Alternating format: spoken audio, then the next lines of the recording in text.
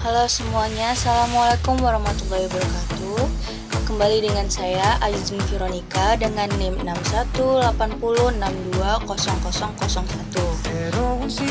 dari Institut Kesehatan Mitra Bunda Batam dengan Prodi Sarjana Kebidanan dan Pendidikan Profesi Bidan. Nah, pada hari ini saya akan menjelaskan tentang topik terapi komplementer dalam perawatan ibu hamil dengan menggunakan aromaterapi.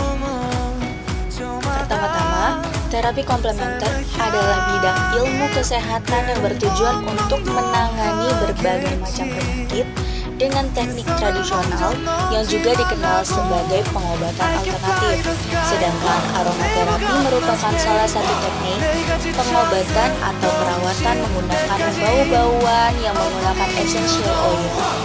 Nah, aromaterapi yang paling sering digunakan wanita Indonesia adalah aromaterapi lemon. Aromaterapi lemon ini telah banyak digunakan oleh wanita, sebanyak 40% untuk meredakan mual muntah dan 26,5% aromaterapi lemon ini telah dilaporkan sebagai cara yang efektif untuk mengontrol segala gejala mual dan muntah. Tujuan pemberian aromaterapi pada ibu hamil adalah aromaterapi lemon ini merupakan salah satu terapi komplementer yang dapat dilakukan untuk mengurangi mual muntah pada ibu hamil. Penelitian ini bertujuan untuk mengetahui pengaruh inhalasi aromaterapi lemon terhadap mual muntah pada ibu hamil dalam trimester pertama. Banyak sekali fungsi dari aromaterapi. Satunya adalah aromaterapi memiliki manfaat beragam, mulai dari mengurangi mual, membuat ibu hamil merasa lebih rileks, meminimalisir insomnia, hingga memberikan rasa nyaman. Aromaterapi minyak esensial dapat mengatasi keluhan fisik dan psikis yang berefek melalui indera penciuman dengan mencium aroma dari minyak esensial tersebut. Nah, penggunaan aromaterapi ini dianjurkan saat memasuki trimester kedua, di mana menghirup aromaterapi saat hamil relatif aman dilakukan, karena bayi telah berkembang di dalam kandungan, sehingga menggunakan satu tetes dan tidak menggunakannya berlebihan karena dapat memicu pusing dan sakit kepala. Cara penggunaannya, usahakan minyak esensial pada aromaterapi tidak menempel langsung pada bagian mata, hidung, dan telinga. Sebaiknya ibu terlebih dahulu konsultasi kepada dokter untuk mengetahui jenis dan cara menggunakan aromaterapi pada saat kehamilan. Nah, selain itu aromaterapi seperti jahe, lemongrass, Chrysanthem eucalyptus, Cypress, black pepper, rosewood, sandalwood, serta bergamot adalah yang aman untuk ibu hamil. Sedangkan aromaterapi yang dihindarkan sebaiknya seperti cinnamon, shumin thyme, savory, fennel, anise tar, oregano, clove, wintergreen, dan sweet birch. Teman-teman, yang perlu teman-teman sekalian tahu, kondisi kehamilan yang tidak boleh menggunakan aromaterapi. Pertama, mempunyai riwayat tekanan darah rendah atau tekanan darah tinggi. Yang kedua, mengalami diabetes. Yang ketiga, memiliki masalah kelenjar tiroid. Yang keempat, memiliki riwayat epilepsi. Yang kelima, memiliki alergi pada kulit. Untuk meyakinkan apakah aromaterapi aman atau tidak, teteskan sedikit kepada punggung tangan dan biarkan selama beberapa jam untuk mengetahui reaksinya. Jika muncul kemerahan, gatal, panas, hal tersebut menunjukkan efek alergi dan harus dihindari.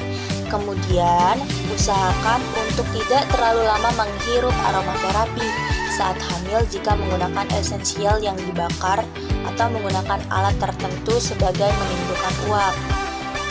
Indikasinya adalah diberikan kepada klien yang akan mengalami keluhan mual atau muntah.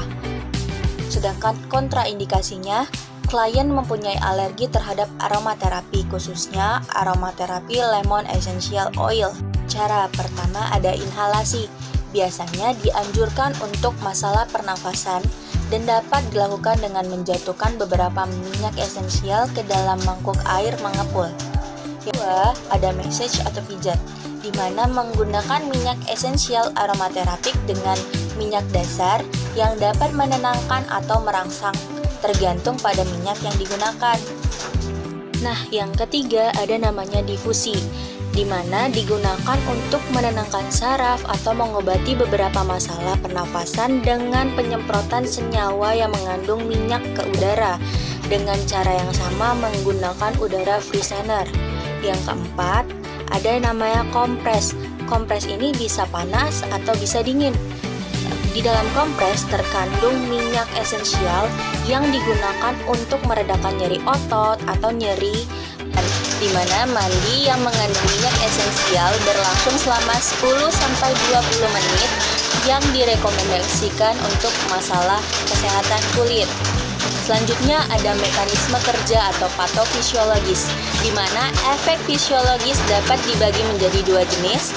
Mereka yang bertindak sebagai stimulasi sistem saraf dan organ yang bertindak langsung pada organ atau jaringan efektor mekanisme. Ini dijelaskan oleh Hongward Natoworakit tahun 2004.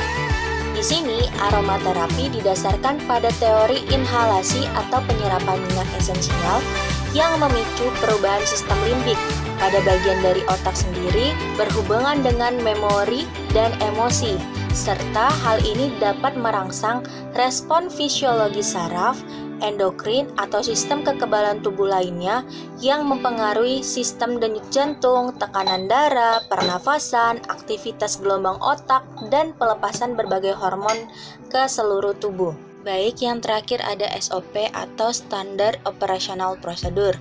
Pertama, kita persiapkan alat dan bahan seperti aromaterapi lemon essential oil, tisu, sarung tangan.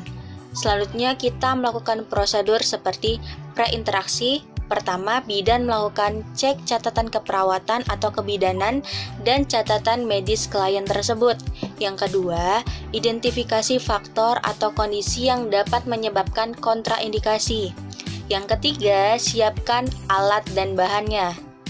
Selanjutnya itu ada tahap orientasi. Pertama, berikan salam terapeutik dan panggil klien dengan namanya, serta kita memperkenalkan diri kepada klien tersebut.